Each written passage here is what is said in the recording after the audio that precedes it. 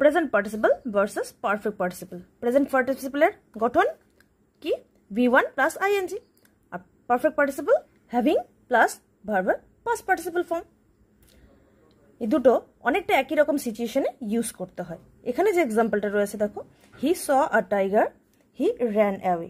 আর পরের যে এক্সাম্পলটা রয়েছে, she wrote a letter, she posted it. দুটোতেই কি রয়েছে? সাবজেক্ট সেম, এখানেও হি, এখানেও হি। আবার এটাতেও দেখা যাচ্ছে দুটোরই সাবজেক্ট সেম।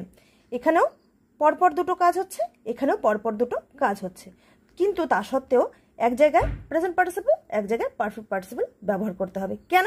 কারণ এই যে এক্সাম্পলটা রয়েছে, he saw a tiger, he ran away, এখানে একটা কাজের পরে পরেই আর একটা ঘটছে, প্রথম কাজটার ঠিক পরে পরেই পরেরটা ঘটছে।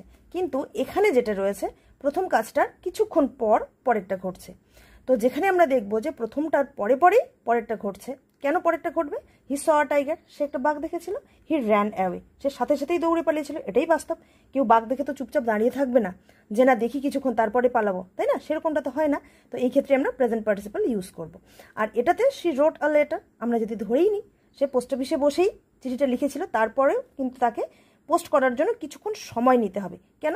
সে চিঠিটাকে ভাঁজ করবে, এনভেলাপে ভরবে, আঠা লাগাবে, তারপরে স্ট্যাম্প লাগাবে, সেটার হচ্ছে অ্যাড্রেস লিখতে হবে, বিভিন্ন ফর্মালিটিগুলো করতেই কিন্তু কিছুটা টাইম লাগছে। এই যে টাইম গ্যাপটা পড়ে যাচ্ছে দুটো কাজের মাঝখানে, যার জন্য এখানে আমরা প্রেজেন্ট পার্টিসিপল ইউজ করবো না, পারফেক্ট পার্টিসিপল ইউজ করব।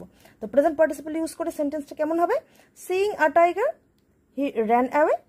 আর এটাতে হবে having written a letter, she posted it. এটা কিন্তু আমরা এইভাবে করতে পারি না। Having seen a tiger, he ran away, এটা কিন্তু ভুল হবে। বা এটা যদি আমরা এরকম করি পরেরটা, writing a letter, he posted it, এটাও কিন্তু ভুল। তো এটার ডিটেলস ভিডিও অলরেডি চ্যানেলে রয়েছে, সার্চ করে দেখতে পারো। Thank you.